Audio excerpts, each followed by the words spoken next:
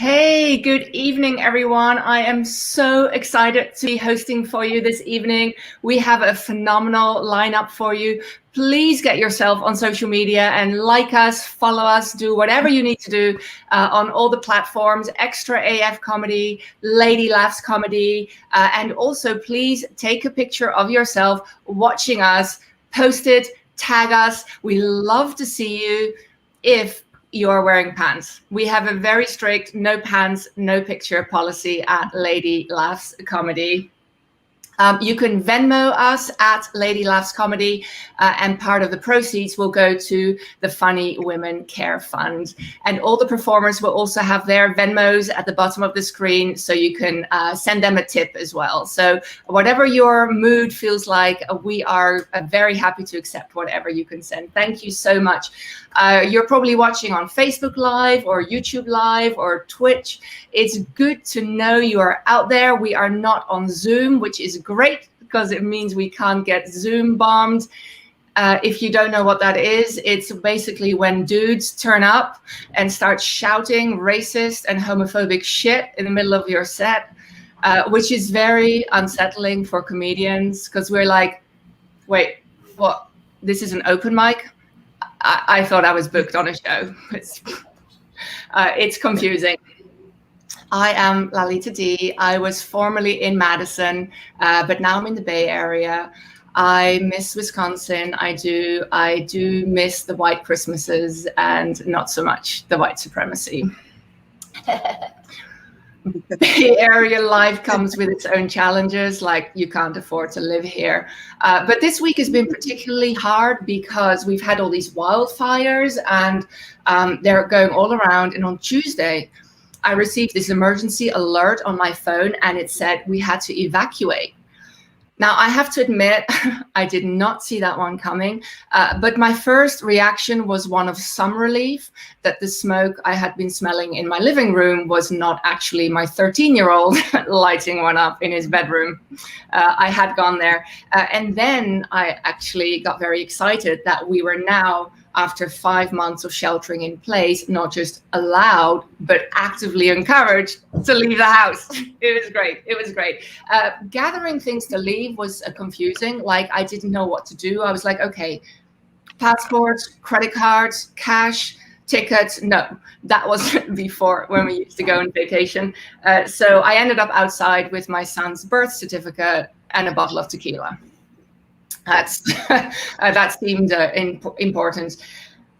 Turns out it was a false alarm, and they had sent that emergency text to the wrong district. And so that was reassuring. I felt like, well, nothing instills confidence like an emergency response team not being able to handle a list of phone numbers.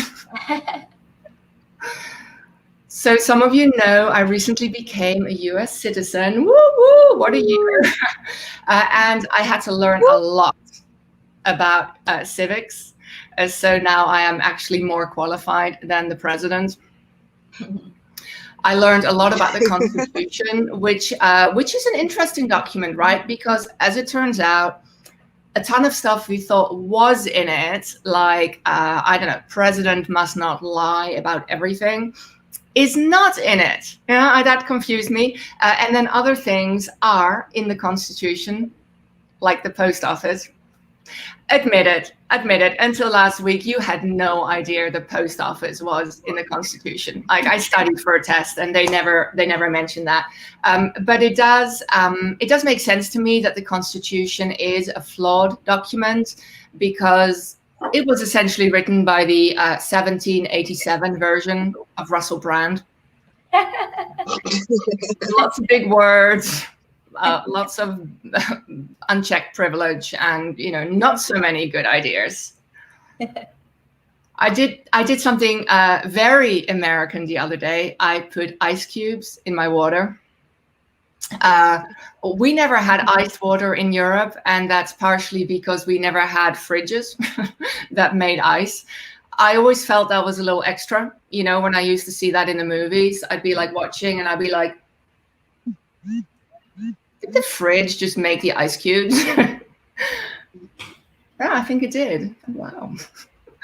We had those rigid plastic trays that you had to bang on the sink, and then some shards of ice would come out, but no cubes. And like, there's no way you would make that much effort for water, which is essentially the same thing, just in a different state of existence. You know, like martini, sure. Water, not so much. Yeah, but oh yeah, I needed ice cubes because we were in this heat wave. And I wanted to tell my family in Europe, but it turns out they were also in a heat wave, and they're like, oh my God, it's 30 degrees. I'm like, what? It's 107. The metric system did not make it into the Constitution. I have this idea that Mrs. Fahrenheit one day sat down to dinner, which he had cooked, and said to Mr. Fahrenheit, like, hey, Bob, I was thinking, you know, when water becomes ice, we could call that 0 degrees. And then, you know, when it boils and becomes steam, we could call that 100. You know, what do you think? And Mr. Fahrenheit, he looks at her and he goes, oh, you're so beautiful, but that will never catch on. Girls. Oh, I'm being screen bombed. See, Zoom bombed after all. Okay, I am not Matthew, but it's nice to see you, Matthew, whoever you are. And we're just gonna keep going with this. So, oh yeah, I just saw this. So I just feel I have to explain this scab on my nose. I don't know if you can see that there. That was a dramatic injury I sustained recently. I'd gone out to my teeny tiny little patio, and I was going to go back into the house, but I'd forgotten that the screen door was shut. And so that was my big 2020 moment. It was like, oh, you think you're moving forward? Damn! And it hurt. It hurt a lot because it turns out there's a fuck of a lot of metal in a screen door. I had not known that. I learned this experientially, so now I'll remember it forever. I had not known about the screen door, and you know, with that and the post office in the Constitution, you know, it was an informative week. Is what I'm saying. But those screen doors, they're treacherous, right? Because they look so benign, and it turns out they're actually unpleasant, like Joe Biden. You know, like kind of toxic, but we need them to keep the really disgusting shit out. Funny women vote.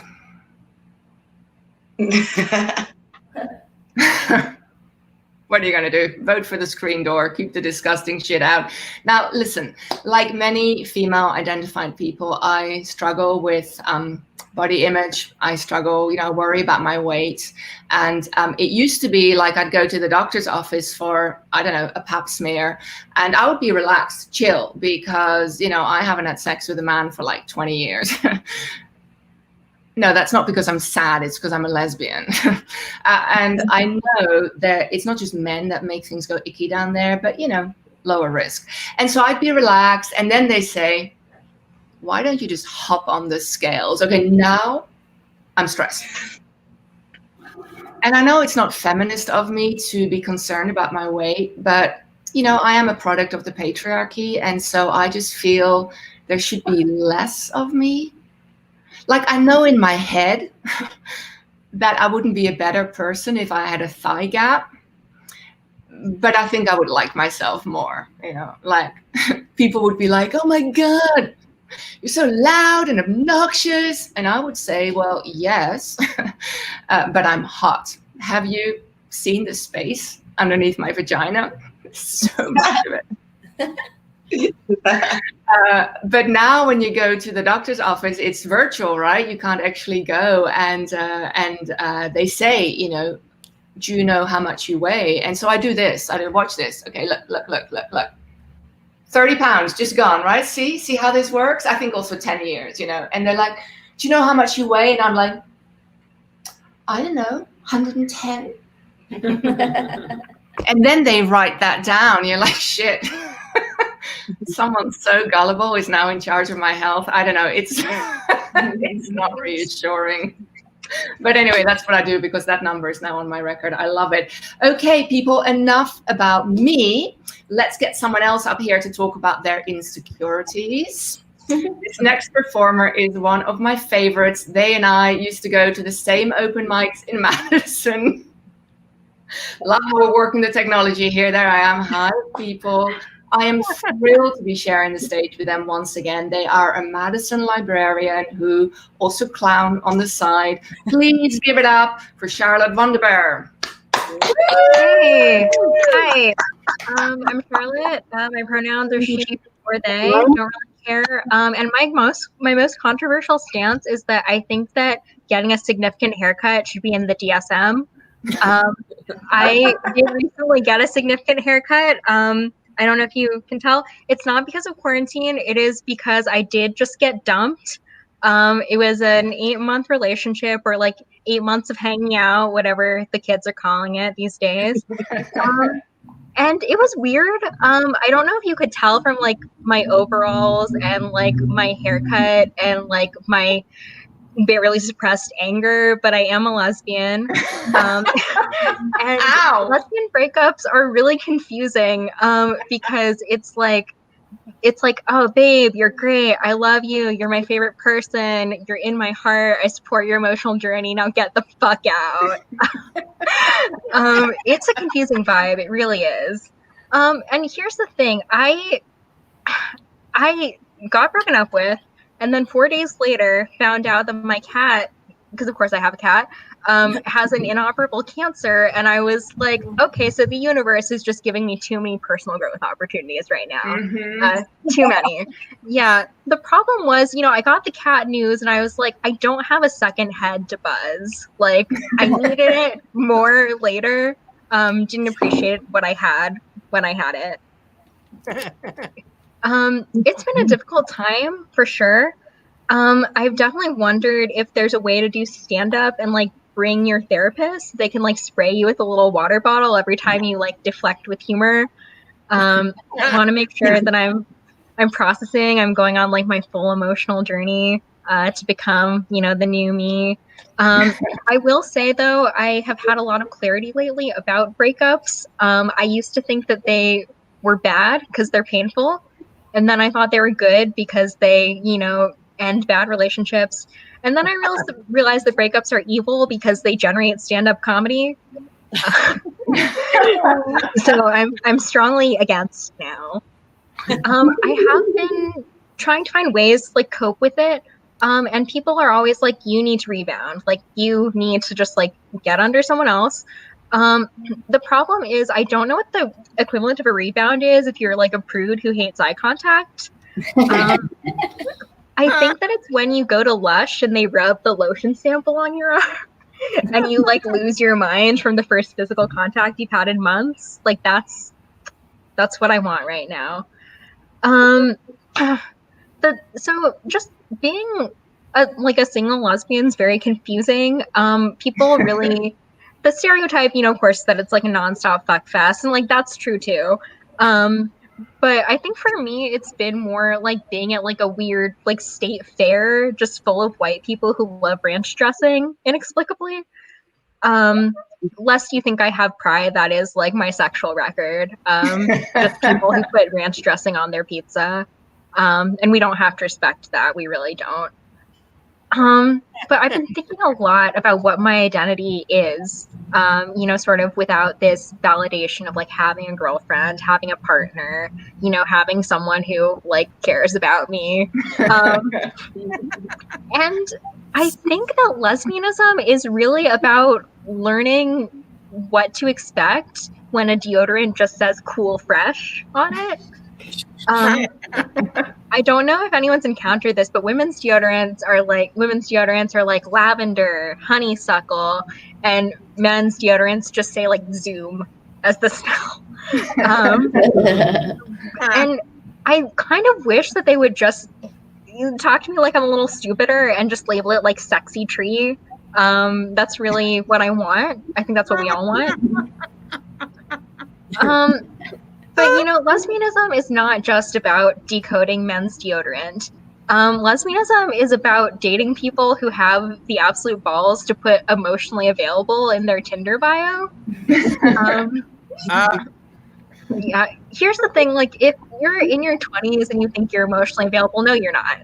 Like 100%. And I think it's a confusing label. Like, I think emotionally available on a Tinder bio to me is very similar to when you see a product that says like ethically made. You know, like it might mean that it's really good, or it might just mean that it was made by a white person who does Reiki.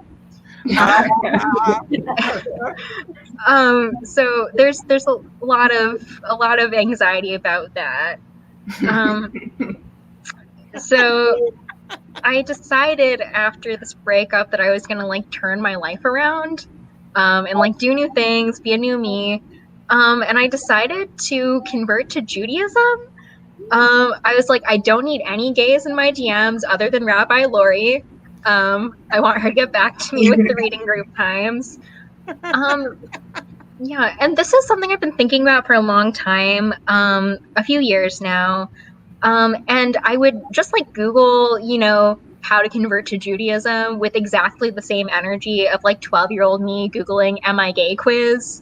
You know, like it was barreling towards something, and I had barely any awareness of where I was going. But it was prophetic in a way. The problem is that, you know, when you process a breakup, you go through like all these stages of like emotional development. Like you're sad, and then you're angry, and then you're like sad and angry again a few more times, and then you're like horny at a weird time, and it's like just a lot of things. But eventually you reach this like clarity and catharsis, and I got there, and I was like, fuck, gotta tweet about it. Which actually just cancels out everything you just did. Yeah. Yeah, unfortunately. So it no longer counts. I gotta go through sad, angry, horny again. The one thing that I've been like kind of reassured by is the knowledge that like if you're active on Twitter, then like sex doesn't count.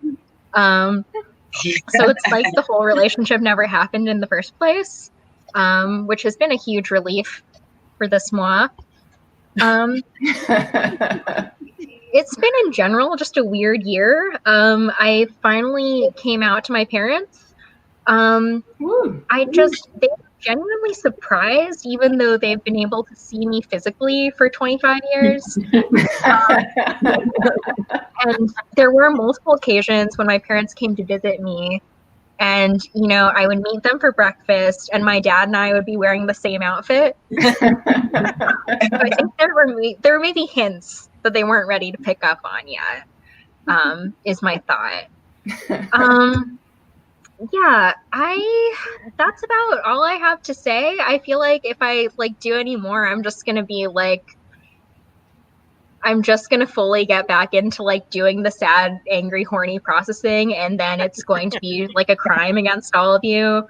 So thank you so much for your time. It's been great performing with you, and thanks, Lolita, for having me.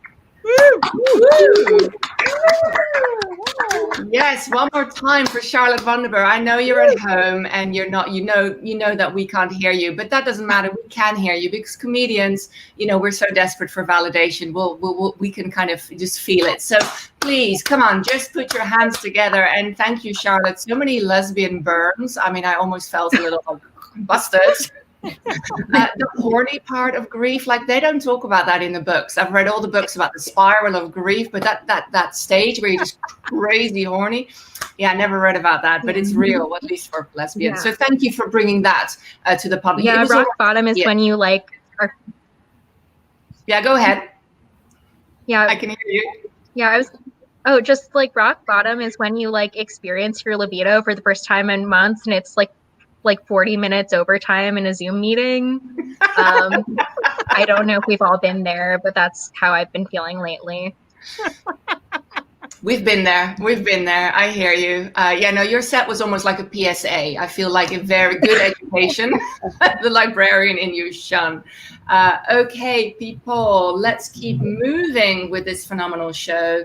And let me just scroll through my notes here so that I get the places right. Yes, our next performer is the crazy comedian, not my words, I hasten to add, the crazy comedian from Kansas City. Please give it up for the character.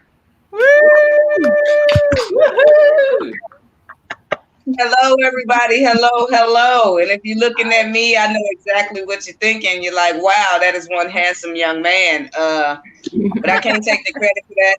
I spent a lot of time in the closet as a child.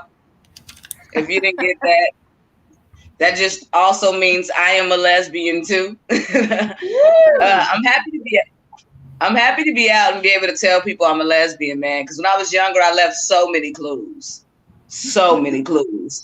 My mom's buying me Barbie dolls. I'm licking the titties on the dolls like this toy right here. That's a good toy right here. I like this toy. Asking my sister, did y'all get them? Let me see them real quick. I don't think y'all playing with them right. I'm outside playing basketball with no shirt on at 16 because my titties ain't dropped yet. I'm on skins, bro. Pick me. I'm on your team. When my mom found out, man, she came to me and she asked me a question that dang near broke my heart. She was like, why are you doing this to me? Did I not love you enough? I'm like, oh, you probably should sit down. I don't think you're taking this right. Remember when you told me to play with them little girls my own age? I never grew out of it. My mama said I need to play with one of y'all before I leave here. Or did y'all get them dolls? Let me see them real quick. Y'all not playing with them, right? Listen. When my dad found out, though, he was a little bit more relaxed, man. He came to me and he asked me a question that messed with my self-esteem a little bit. He was like, hey, come here. Your mama told me you came out the closet and everything, and I think that's nice. You know, I kind of figured I saw you licking the titties on them damn dolls. I just wasn't going to say nothing.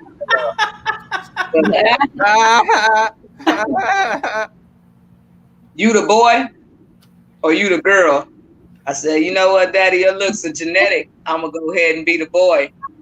He said, oh, thank God, because you're so ugly ass little girl. This shit right here going to give you options. It's going to open up the world.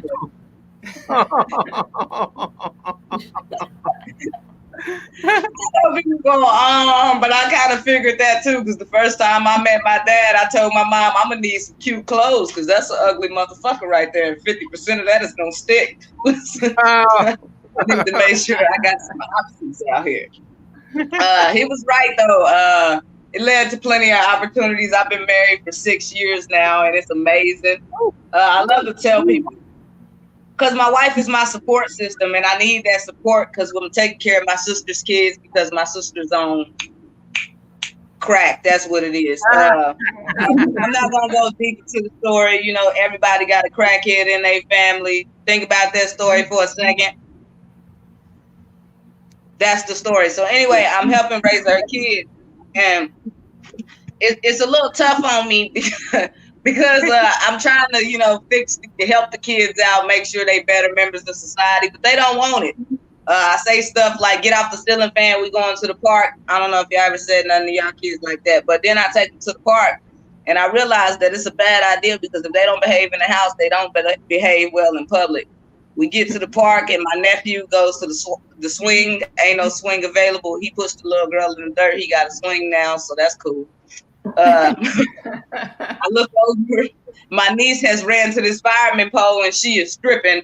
First of all, get down. I got to look at the other parents. We don't usually play like this. Her mama on crack. I'm trying to fix it, get them some outdoor time. And while I'm trying to fix that situation, I see my other niece throw kids over the slide, not down the slide, over the slide. And at this point, my phone rings. So I'm like, let me talk on the phone and tell them about these crack babies I took to the park. So I'm on the phone, and out of nowhere, my wife is with me, still trying to correct the kids. And this big guy walks up and says something to my wife, and I can tell he's upsetting her because I'm married to a black woman. So anytime you see something that look like this, you like, let me call you right back. No, it looked like she said she'll shut this park down. I'm going to call you right back. She did it last time. I believe her. I'm going to call you right back. So I go over there. To address the situation. And I'm like, hey, is there a problem? With the same base I brought the basketball. Hey, is there a problem? So my wife goes, yes, I'm happy you came over here because he called me a bitch and her a heifer. You need to check him. So I'm like, oh. Give me a second, baby. So, you know, I immediately start patting myself down, you know, checking for things that can help me. And then I realized I left my dick at the house. So I had to tell my wife, we both bitches today. Listen, feel like we probably about to have to twerk this man. So if you got that Cardi B on your phone, pull it out. We have to show some wet ass pussy around here. I don't know how we getting out of this, but we got to get out of this. I feel like I can be honest now, now that I got that part out the way. That's not the first time I took one for the team. That's what I call it, taking one for the team. I'm also a millennial, which means I don't pay my whole bill. I like to put something on it. I don't know about y'all, but I like to save for the finer things in life, like weed and alcohol. Because I've been quarantined and I need that to get me through. So my wife was like, hey, you pay the light bill? And I was like, I put something on it. And she was like, well, get up, because the light man outside. I said, oh, that $25 I put on that $525 light bill, that's not going to be enough. So I got to thinking to myself, I was like, oh, I don't got nothing else to put on it. I bought weed and alcohol. Then this light bulb popped on in my head. Is that, girl, you probably going to have to get this man some fellatio. Now, I feel y'all judging me. Feel y'all judging me, but I don't know how y'all get y'all bills paid. I was in the house stretching, getting ready.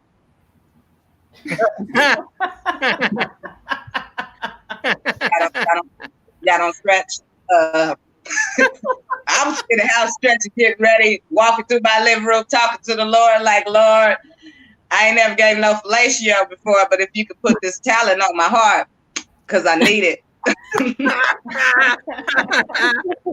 I need this blessing, Jesus. So I get outside and I'm like, excuse me, Mr. Light Man, let me talk to you for a second.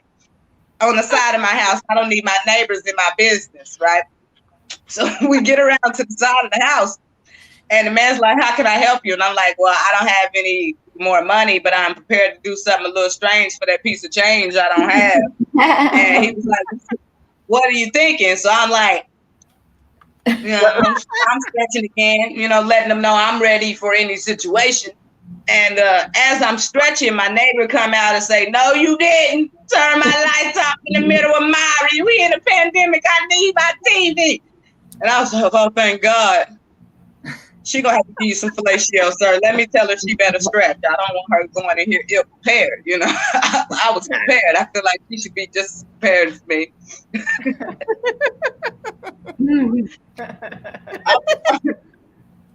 I'm happy he didn't turn the lights off, man. I'm happy he didn't, because it's already brutal. Because me and my wife recently had to move back here with my grandparents. It's not that bad. We play a lot of games. We play bingo, Yahtzee, shut the fuck up, it's 9:30. Y'all ever play that?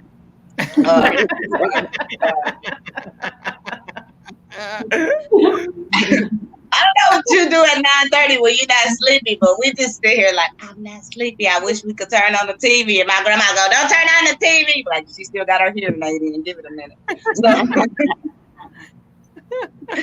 But I'm happy they give us the warning, go to bed at 9:30, because at 10 o'clock I always hear gospel music and some awful creaking. Couple days after that, I go into the restroom, I see a hole in the wall. So something's like looking to the side the hole in the wall, looks inside the hole in the wall. And it also leads to their bedroom. So I'm immediately thinking, I hope this ain't the glory my grandma be praying for, because I don't think she getting in. Listen. I think she gonna be waiting for him to pop the gates, grandma. I don't think he I love my grandparents though, because my grandparents have been married for 65 years, which I think is amazing. Wow. And I didn't know who else to, talk to when I first wanted to propose to my wife with my grandparents. I was like, hey, you guys have been married for 65 years. What is it like? How do you get that? I met a girl, think I love her, want to marry her. And my grandfather, I went to him first, of course, because he's OG. And he goes, oh, you think you met this girl, you love her, want to marry, you don't know what to do about shit. Hell, don't do it. Why would you want to do something like that? I'm like, you ain't serious about this. I'm going to go ask grandma. So I go in the kitchen. I'm like, hey, grandma, I met this girl. I think I love her. What do I do about it? She goes, oh, you think you're in love. Want to know what to do. That's sweet. Shit. Yeah. Don't do it. Why would you want to do something like that? And I'm like, 65 years, I just want what y'all got. How do I get that? And she goes, well, if you want this, she got to stay on her side, you got to stay on your side, and y'all got to meet in the middle for sex. I said, who would agree to something like that, Grandma? She said, me, baby, because a good dick is hard to find. I thought about it for a second. Said, she showed right. It took me 4 stores. I was in there trying them all on and never found the one I needed. Y'all have a good time. I'm the character. Thank you guys for having me. It was a lot of fun. One more time for the character. Which truly, that's a great description. I believe we're going to go into a little promo video, so we're just waiting for that, and otherwise I'll just talk. Yes, here we go.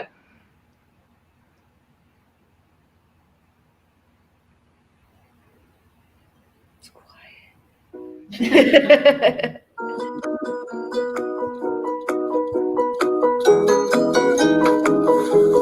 Hi, my name is Dina Nina Martinez, and I'm the founder of Lady Laughs Comedy. Guess what? The International Lady Laughs Comedy Festival is going virtual. You can literally watch it in your underwear, which is my jam, yeah. We have shows starting on the 28th of August, the 29th, and then going from September 2nd through the 5th with such comics as Ida Rodriguez from Last Comic Standing and Tiffany Haddish presents They Ready, Sean Polofsky from Community and Chelsea Lately, and so many more comics for the low, low price of $19.99. So we had it up and it was really confusing. So we're making it to where everybody can watch everything for just $19.99. What? Usually an in-person festival pass would be about $100, so you're saving a lot of money. Oh, and you don't have to buy drinks, pay for parking. You don't have to, it's going to be, so I'm out of breath. I'm so excited I'm out of breath. Not only do you get 11 shows for just $19.99, but part of the proceeds are going to go to our Funny Women Care Fund to help women comics who are in need during this pandemic. So not only do you get to laugh, you also get to feel good and warm inside for helping out people, right? As I mentioned, we have Ida Rodriguez from Last Comic Standing on our final night, Sean Polofsky from Community and Chelsea Lately on our next to final night. We also have Sarah Hartshorn from America's Next Top Model, MJ Miller from Pure on WGN, and Chastity Washington from Step Off the Block. In addition to that, there are tons and tons of comics from all over the country and Canada and one dude. So make sure that you scroll down just at the embed, click on buy, and get your access ahead of time. You want to get your tickets as soon as possible. It's going to be chaos. So can't wait to see you August 28th, 29th, September 2nd through the 5th at LadyLaughsComedy.com. Thanks, can't wait.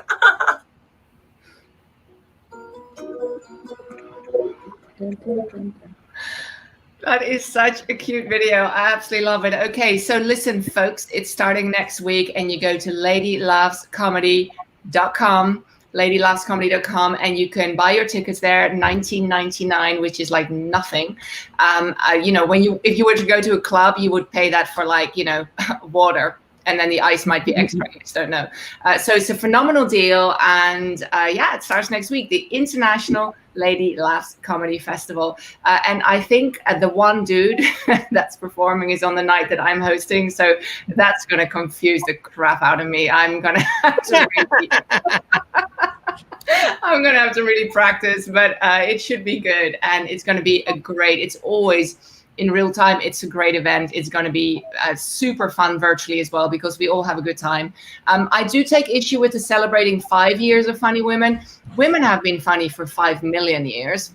But you wouldn't know it, right? If you went to Netflix or whatever, I want to look at some comedy. It's like, wow, women don't do comedy. No, we do. And we are super funny. It's just that, I don't know, we need more promotion, which is why Lady Laughs Comedy and Dina Martinez are just fantastic, because so much bandwidth is given to women performers, female identified performer, non-binary performers. We're out here and we are truly funny. Okay, with all that being said, let's have another truly funny performer. They are a comedian from Milwaukee who've opened for Todd Barry. We are thrilled they're here with us this evening. Put your hands together for Dana Ehrman. Woo! Fuck, I'm happy to be here. I'm happy to be doing a comedy show. I'm super glad we could do this during the pandemic and be safe, but I'm telling you, I do a little bit miss the real audience interaction. I mean, one of the last shows that I did, afterwards, a drunk woman did come up to me crying. She did give me a hug, and then she whispered in my ear, "You have a future." Hell yeah. That's why my mom's not allowed at my shows anymore. But not every show goes that well, okay? One of the other last shows that I did afterwards, me and the other two comedians who were on the show, we stood by the door, and this woman on her way out turned to the headliner and said, "You were so hilarious. Thank you for the great show tonight."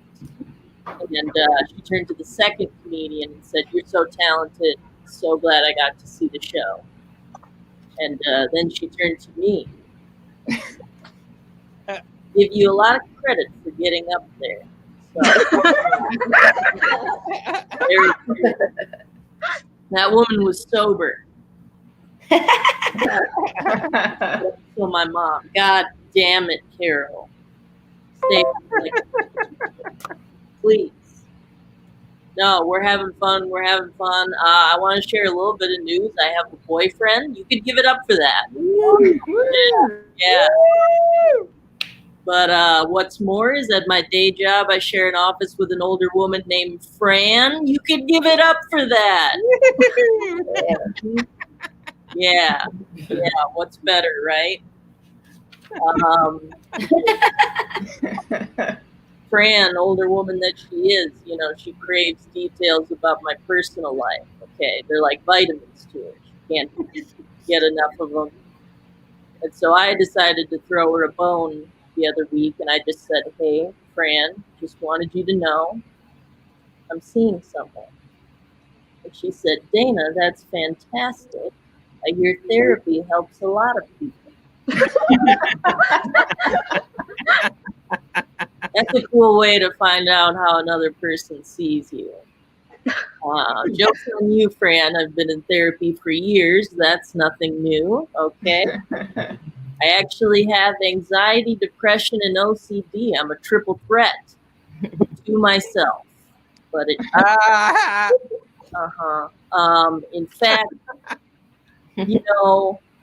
during this pandemic time, I should have more empathy for people who are like worried about what they touch and if they have germs on and everything, but I actually don't. I'm like, oh, you feel like I feel all the time? You're not special.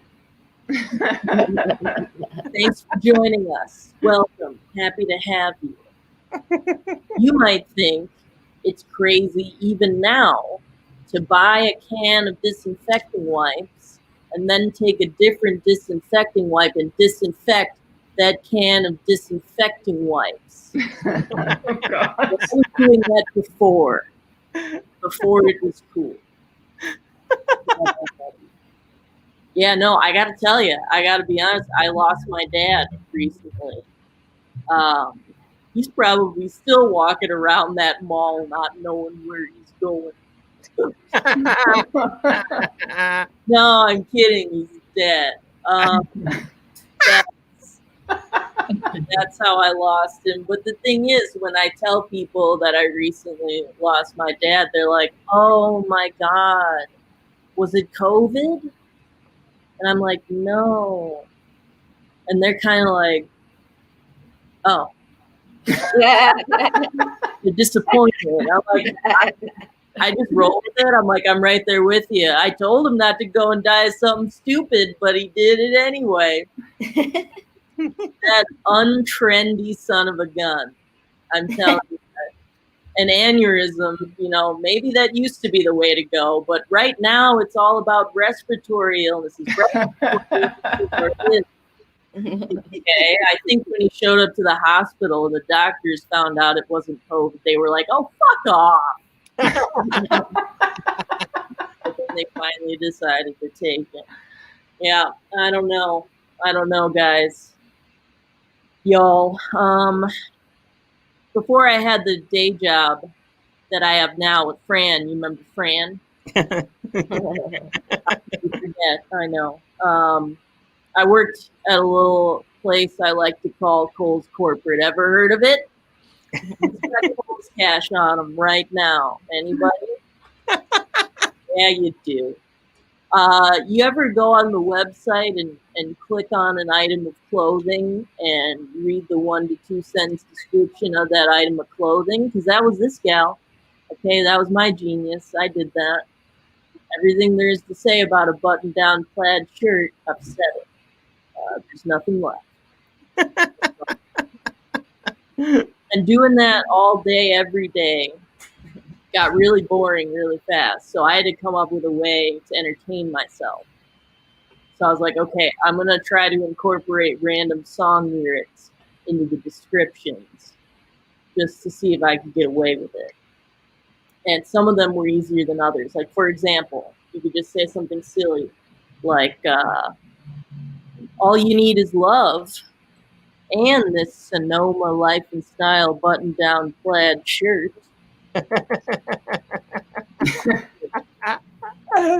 Or you could do something really silly like say bye bye bye to your old style and hello to your new style in this Sonoma Life and Style button-down plaid shirt.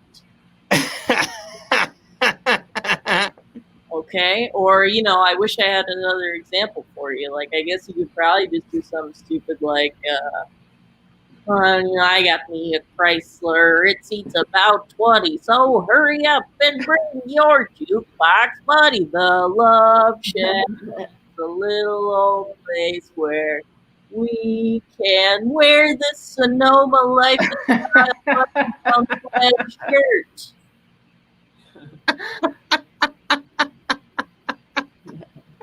I don't work there anymore. All right, I have a confession. You know how I told you earlier I have a boyfriend? Well, I lied. It's not true. It's not true. Don't feel bad for me though. Okay, don't feel bad. I'm doing just fine. This is how fine I am. Okay. Let's just say my bed hasn't been empty yet. Can I say that? For instance, last night I shared it with somebody pretty hairy. Hands just running all up and down my body very quickly. It was a centipede. I found a centipede. Ew. I still came, but 100 times. Okay. Well, here's a transition. Anyone got older siblings? I got older siblings. You go to the same school that they go to, you have some of the same teachers that they had, and inevitably, like one day your teacher's going to look at you and call you by your sibling's name.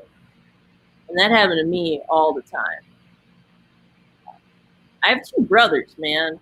I have 2 brothers. They're older. They're twins. And I was telling a friend this, and she got really weird about it, learning this info. She was like, oh, are they, I'm like, no, I don't know. Are you trying to ask me if they're hot or something? Because that's obviously a weird question for me to have to answer. But she kept going. She was like, are they, I was like, just ask me if they're hot, if that's what you want to know. Let's stop beating around the bush. But then she finally finished her thought. She was like, are they, like you?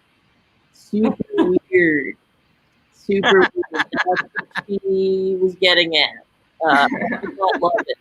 I was mad, actually. I was like, what the hell? Super weird? What are you talking about? And I was so mad, I just got out of there. I just put my cape back on, and I went back into the basement to keep making dolls out of my own hair. I don't get it. Never will. Y'all, my name is Dana Ehrman. Thank you so much for having me. Thank you for being with us, Dana. That was great. It's good to know about your father. I'm sorry to hear about your father. That's what I mean. But it's good to hear he didn't pass away from COVID, because that's not very good. But you're absolutely right. I mean, it's like the disease du jour, right? And I totally get that. I have an ill relative, and it's exactly the same. Like, they don't have COVID. No interest. I think I'm just going to lie about it, to be honest. Just some kind of weird, I don't know what you would call that, some kind of Munchausen by proxy pie pandemic. I don't know. Just, sure, COVID, sure. You know, now I get the sympathy. Okay. That's fine. That's fine with me. Well, it's quite unbelievable after just such a short time of having so much fun. We're already reaching the final performer of the evening, and I am delighted to introduce you to the host of Bad Waves, which happened, Bad Waves Radio. Let me read this correctly. Bad Waves Radio, which happens Thursdays, 11 a.m. to 1 p.m. Now, this performer is from Chicago, so I'm just going to guess that's Central Time.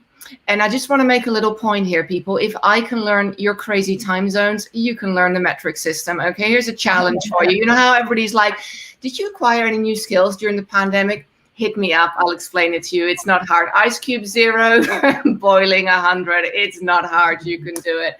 All right. Well, our headliner of the evening, host of Bad Waves Radio on Q4.org, all the way from Chicago. Let's have a big round of applause for Amy Nico Schwartz. Yeah. Hey. All right. Good to see you all, sort of. I can kind of see you. I pretend we're making eye contact, you know. Too much eye contact, you know. I won't do that. I'll stop. Thank you guys for having me. I recently been going by the pronouns she/her, but I've been thinking about changing them. I started going by she/who, because no one knows who I am, you know? No one cares, I think, frankly, right? But I realized, though, that's dumb. Like, I'm not going to do that. But then I found, like, a new thing I'm into. Like, I went out to eat Indian food with my friend recently, and the waiter, he brought me I was with a male friend. Not like, I made that sound weird. A male friend, not like a male friend, but like a buddy, a bro, if you will. I don't know why I had to make it weird. But anyways, I was with one of my guy friends, and the waiter brought me the bill, which like never happens, right? He brought the woman the bill. And when he brought me the bill, he like passed it to me, and he went, "Sir." And he gave me the bill like with like respect, you know, and I was like, and my friend was like, "He just misgendered you. Aren't you bothered by that?" And I was like, "I like it." It's like you know, I was like, I'll take whatever respect I can get, quite frankly, at this point in my life, like, great. But then I was out at like a fast food place, just getting like a burger to go, and I got misgendered, but this time it wasn't so respectful. The guy was like, "Sir, hey, sir, you got to pay with cash, sir."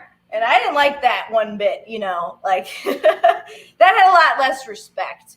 And so I decided my pronouns from here on out should be sir/madam, you know. That's what I need. I need that boost, you know. So I took a quiz recently, speaking of gender, and it was like a gender quiz. I thought that would be fun. I don't know why I thought it'd be fun. I was bored, okay? And fell for clickbait, I'll admit it, all right? So I clicked on it, and at the end it said that I was casually masculine, you know? And I was like, I'm casual. But then I was like, no, I don't agree with that. I don't think I'm casually masculine. I think that's rude. I don't think you can be casually masculine, all right? I think you have to be balls to the wall and never back down. Masculine, you know? You got to drink beer. No, I don't know. I just want to take a sip of my beer is why I brought the beer up. So I took that quiz. That was fun. And then I came up with a new quote for myself. Behind every great woman, there is no man. Yes. I like that one. So if you can't tell, I got a divorce. Woo! Yes. I feel like it's always weird when people find out I got a divorce because they're like, I have to like come out often, right? Because they're like, you were married to a man?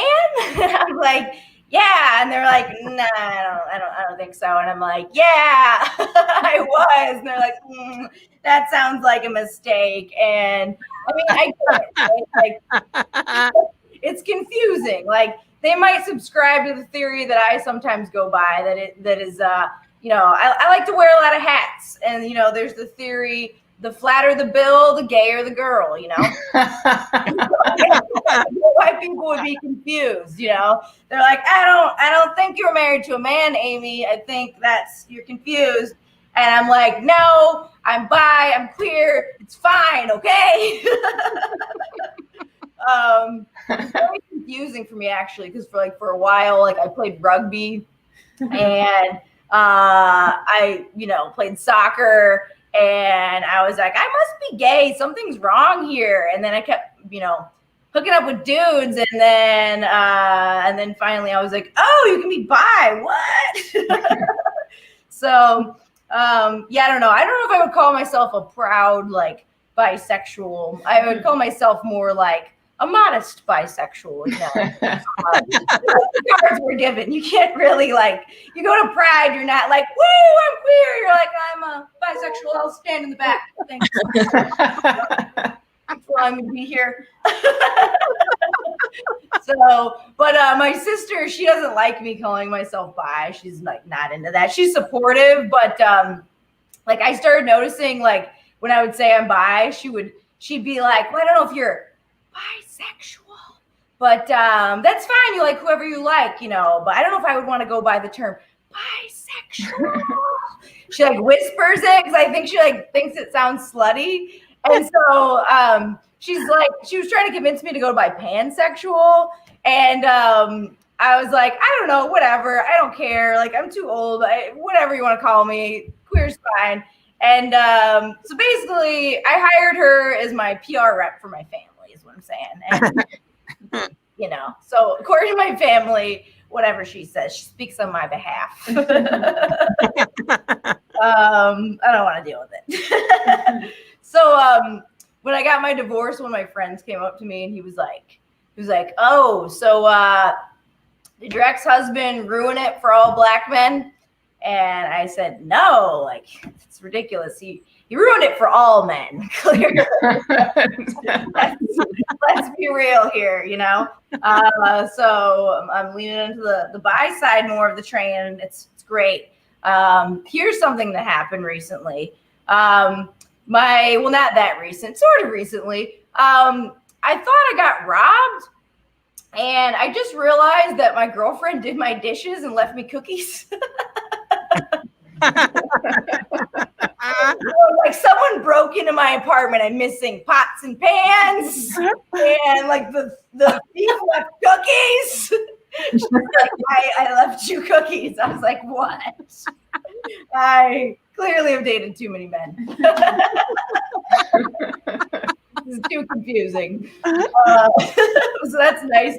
I think, I don't know, like a lot of women, they like want to date men and they want to like be like, you know, like they want to be like equality and chivalry. And I'm like, you can't have equality and chivalry. You know what I mean? Like it's not happening.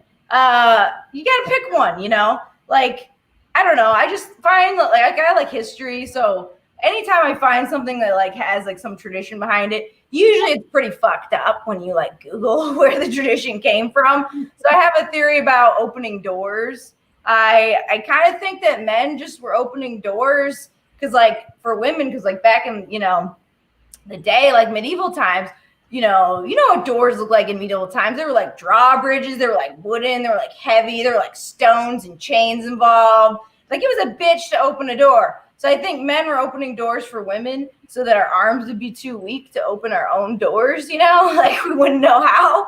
We wouldn't have strength. We would just be trapped inside, you know? So I'm just saying, open your own door, open your mind. So I'm doing the Russell brand of comedy now, Portia. Russell brand earlier, so I couldn't help myself. Woo! I was like gone for a second. Well, gone for a second. That sounds weird. On Zoom, I don't know how to say like I wasn't on the internet. Gone for a second sounded like I was like in a coma or like rehab. I don't know. But I wasn't like hanging out because like I got a bad haircut, you guys, and I get really embarrassed when I get a bad haircut. I'm like a little dog. I'm like a little poodle, you know. I'm like, no one look at me. But yeah, I wasn't online doing any shows for a second, like a couple weeks, because like I got this haircut where they put textures, they call it, in my hair, and I don't look like it, but I'm like Italian, so my hair doesn't do good with that. And you guys, I look like Bon Jovi. I looked like Bon Jovi. It was really embarrassing. I couldn't go anywhere. And then I did the thing. I don't know if you guys do this when you get a bad haircut, but like I cut it myself. And then I was like, no, I got to stop. And then I went to get it fixed. And then I got it cut into another bad haircut. And then I cut it myself. And then I was like, okay, I'm going to stop and I'm going to go to like a really good place. So I was like waiting to get my appointment. I was walking around like just like itchy from like cutting my hair and like trying to resist like not cutting it, you know. So just walking around like cracked out Bon Jovi, and I just I didn't take a break until I got that shit fixed. So now I'm back on the internet. Woo! I found that like lately I'm trying not to speak in public. I know that sounds weird after I just went on a rant about opening your own doors. But I realized I need to stop talking in public for a while because I'm probably going to get killed. I was threatened at Little Caesars a couple times. But I can't help it. I'm just grossed out by everybody, you know, like, why is it that like the ugliest people won't wear masks, you know? Like, that's mean. I don't normally call people ugly, but if you don't wear a mask, you're ugly. I'm sorry. Like, just spread that. Let everyone know because it's true, and maybe put on masks. I can call people ugly if it'll save lives. All right? Don't judge me.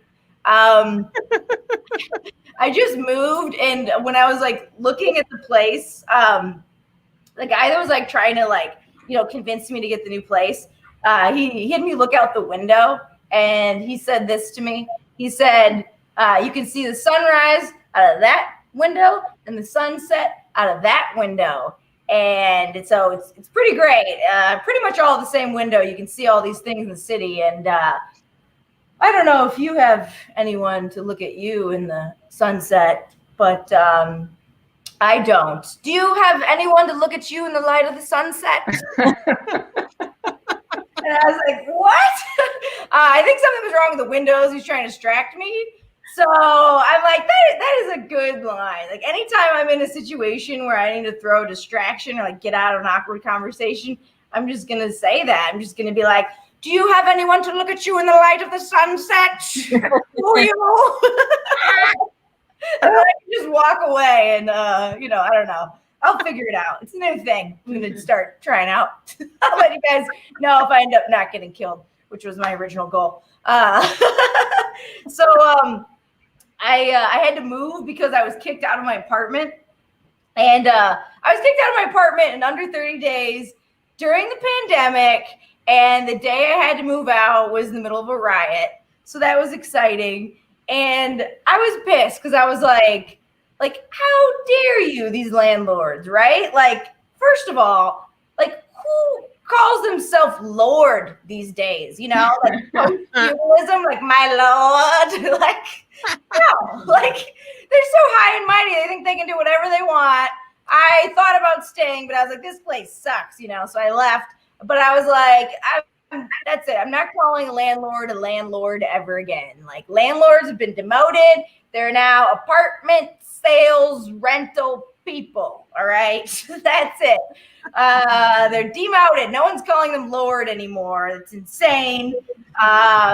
They tried to act like when I moved in that they were like this mom and pop family owned, little building. But like the thing about capitalism is you can be a mom and pop business, but you can be a family of pieces of shit, like you can have your little like big shit and little shit family. You can still be terrible. So not calling landlords lords anymore. They've been demoted to apartment rental salesmen. All right, that's it. I don't know how much time I have left. I forgot to really check, but I don't know. Maybe I'll talk with you guys for like another minute or so.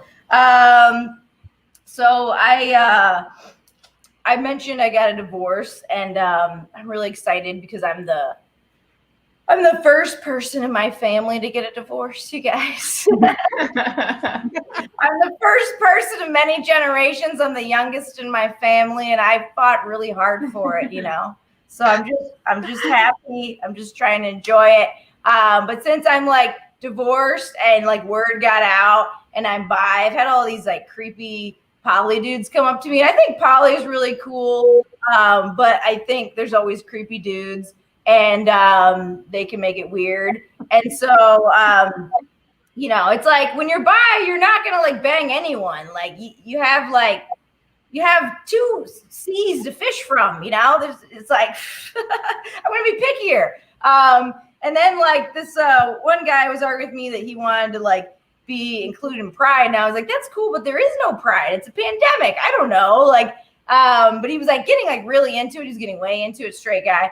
And I was like, I don't know what you think happens at Pride, but like, it's not like an orgy happens at the end, like there's no threesome. Like it's basically just straight women and their dogs. And like, it's not really that like now. Like no one has to hook up in the streets. All right. I'm right at time. Thanks so much, guys. Woo! One more time for Amy Nico Schwartz. Yeah. I have to say, behind every great woman, there is no man, clearly, but there is an amazing kitchen. I was admiring your Zoom background, thinking, I must get that. And then I realized we're not on Zoom. That's actually your kitchen. Probably, again, not feminist to comment on that, but whoa, nice kitchen. I also realized that when people leave little messages on Facebook, it comes up in the bottom of the screen. That's so nice. And so I just feel I need to apologize to Matthew. Matthew left a little message. I'm like, what is going on? That's just me not understanding how Facebook works. I'll blame that on Europe too, whatever. It's been phenomenal to spend the evening with you. Here are all our performers. So in the comfort of your living rooms, please, another big round of applause for Charlotte, for Dana, for Amy, Nico. The character is not on screen right now, but their set was phenomenal. They're probably busy running after the kids because that's what kids do, or the grandparents. I mean, that's a lot of caretaking that happens. So thank you all for being here. And please, everyone, remember, next week is the start of the International Lady Laughs Comedy Festival. Yes, there it is. Please go to ladylaughscomedy.com and get access. And you can just see so many great comedians. And it's going to be amazing. It's always been an amazing event. I love it. And I kind of love that it's virtual because it means we can just bring more people from different places. And you get to watch us from the comfort of your living room, your kitchen, your bedroom. Like, we don't actually really want to know, but just wherever you're comfortable, just watch us. And that's it. With that, I will bid you a good night. And the next show, September 17th. So we will see you all on September 17th at ExtraAFComedy. Bye-bye.